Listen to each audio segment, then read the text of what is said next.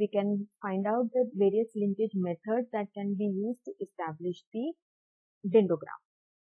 So complete linkage, single linkage, and average linkage. And there is one more, that is centroid linkage, but that we will not be covering in these slides.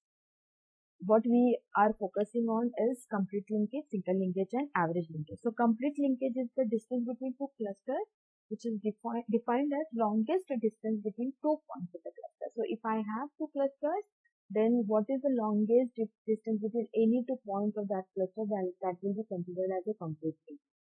In single linkage, I'll be just checking the shortest distance between any 2 points of the cluster. And then we have average linkage, which tries to calculate the average distance between each point of one cluster to every other point of the other cluster. So this is how we can calculate the distance between the two clusters.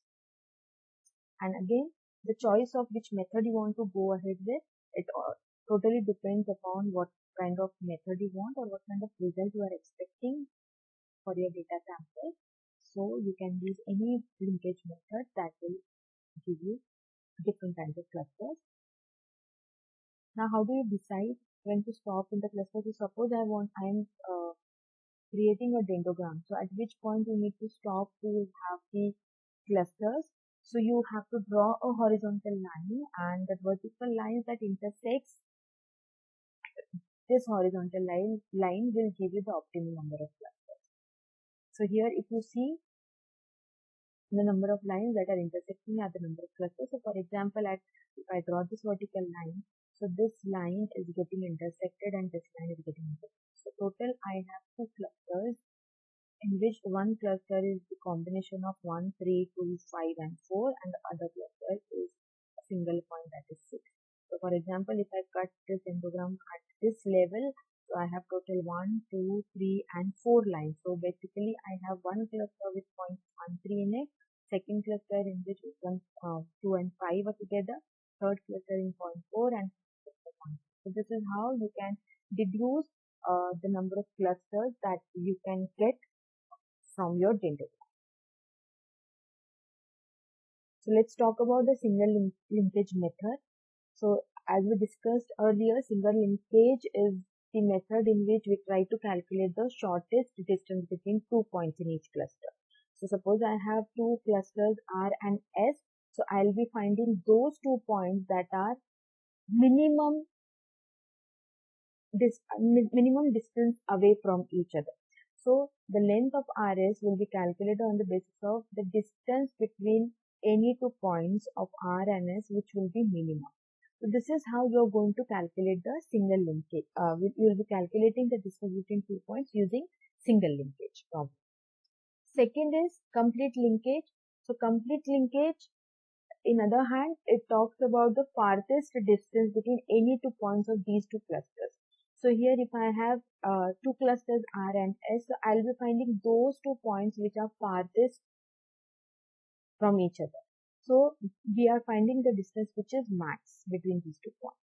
So this is what you do in complete linkage. And then talking about average linkage. So in average linkage, you will be finding the average of distance of each point from the other point in the other cluster, and that average will be considered as the distance between the two clusters.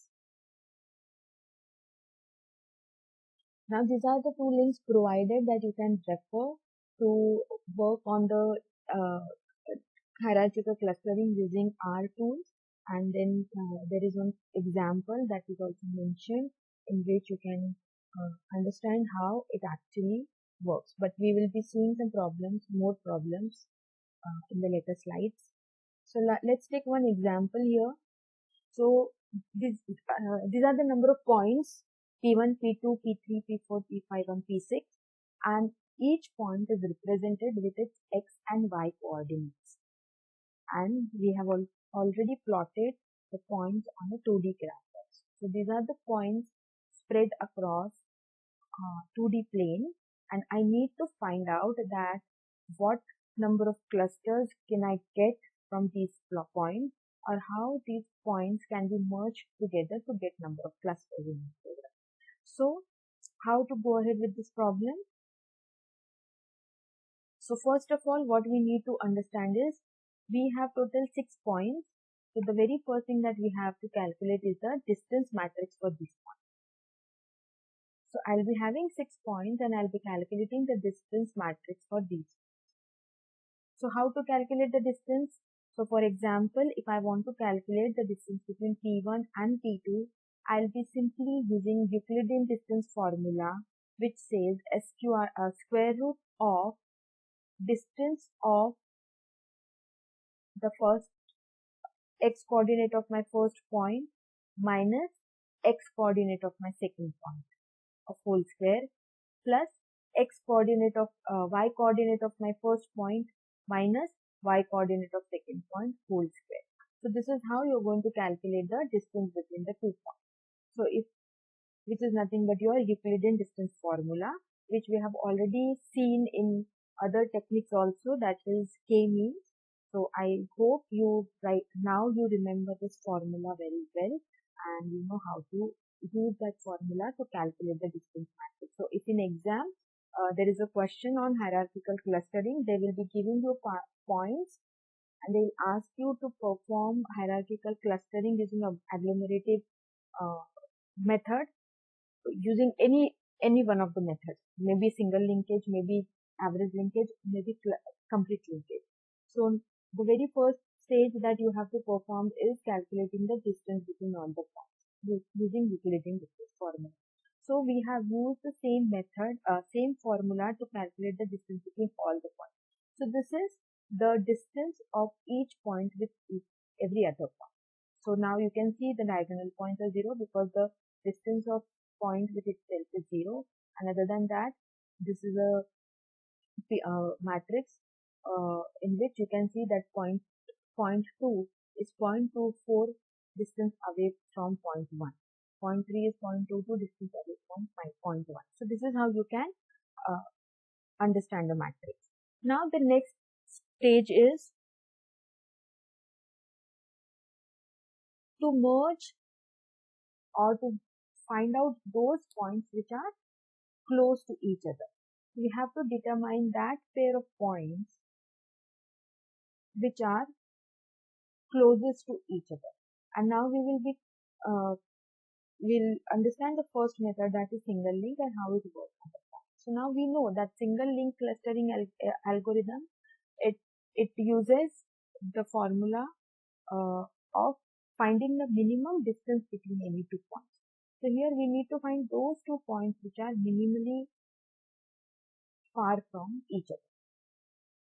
So let us go through the distance matrix again.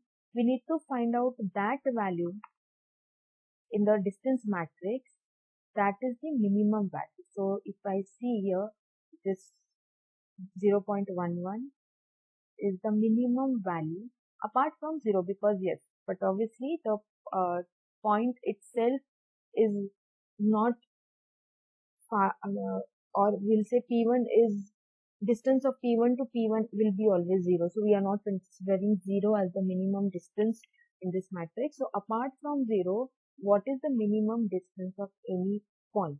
So if you see here 0.11, so just we will see that which point, that is point P6 is 0.11 away from P3. Same here, P3 is P6 away, 0.11 away from P6. So now this is the minimum distance that we have got from this distance matrix.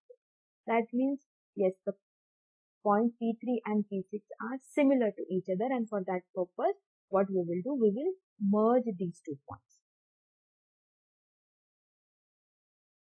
So P1 and now after merging these 2 points, what we have to do is we have to update the distance matrix. So now I'll be writing the points as P1, P2, because I have merged P3 with P6, so it is P3, P6, P4 and P5. Similarly here also. So I have merged these 2 points. This has become now one cluster for me. Now if you go to the distance matrix, now you have to check that what will be the distance that needs to be calculated for this merged cluster. So how am I going to calculate this? So what it tries to ask me that what will be the distance of P6, P3 and P6 from point 1. So how am I going to calculate that? So basically I'm trying to calculate uh, the distance of P1 from P3 and distance of P1 from P6, right? So first of all, I'll have to check what is the distance of P1 from P3 and what is the distance of P1 from P6. So going through the previous example, if you see distance of P1 from P3 is 0.22 and distance of P1 from P6 is 0.22. So here, which is the minimum value? But obviously 0.22. And for that purpose, my matrix or distance matrix will be updated with 0.22. That means the minimum distance between P1, P3 and P1, P6 will be updated as a distance for this merged cluster, merged points. So 0.2. Similarly, here P1 is 0.2. Right? So this much we have covered till far. Now go ahead and see which are the other 2 points that can be merged together. Is there any minimum value that can be used to merge these 2 points? So now if you go ahead and see this in that distance matrix, you find that 0.14, which is the distance between P2 and P5, is minimum. That means we can merge P2 and P5 together. So now in next matrix, what we will do is we will merge P2 and P5 together. Now, again we will be checking that what is the distance. So for every cell we have to enter the value where we'll be checking what will be the minimum value between these 2 points, and that minimum value will be used to update the matrix. So if you go through the previous slide, there you will see that the distance of P2 from P1 is 0.24 and distance of P5 from P1 is 0.34. So 0.24 is minimum, and therefore in your next slide, if you see the distance that we have updated for P2, P4, P5 is 0.24. So 0.24 will be updated for this entry, and similarly we can cross check with other matrices. Now consider this. Because our P5 is merged and P3, P6 is merged, so how will you calculate the distance between P2, P5 and P3, P6? So how are you going to do that? So again, you will be considering the minimum distance of 3 to 2, 6 to 2, 3 to 5 and 6 to 5.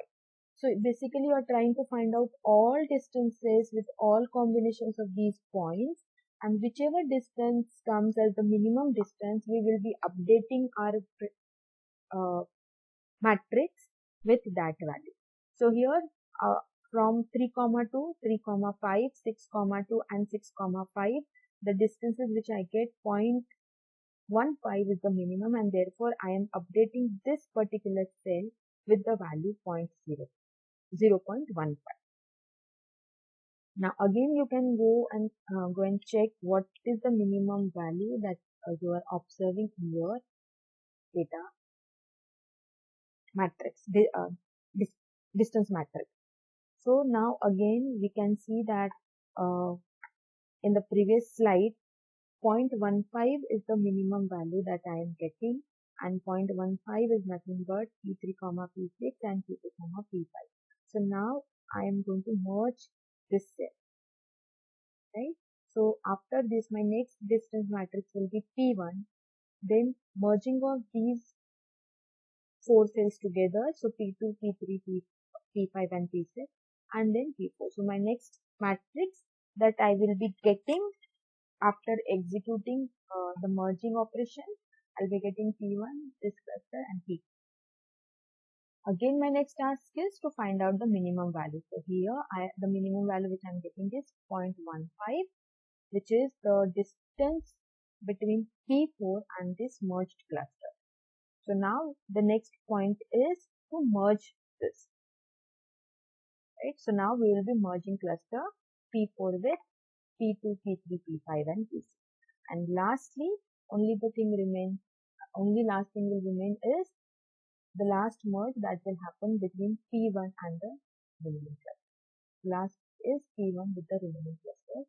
So here I will be getting the final cluster with all the data.